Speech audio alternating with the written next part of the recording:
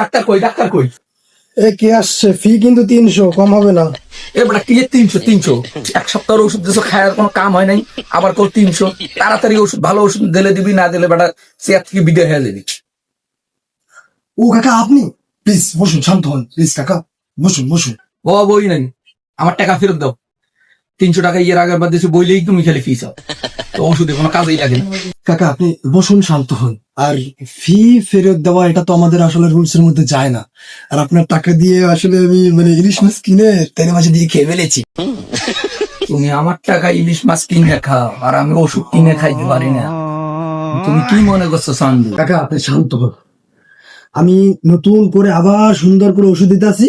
আপনি এইবার খাইয়ে আমি গ্যারান্টি আপনি ভালো একটা ফলাফল পাইবেন, ঠিক আছে? আপনি কোনো চিন্তা করবেন না, কোনো চিন্তা করবেন না, আমি ওষুধ দিতেছি।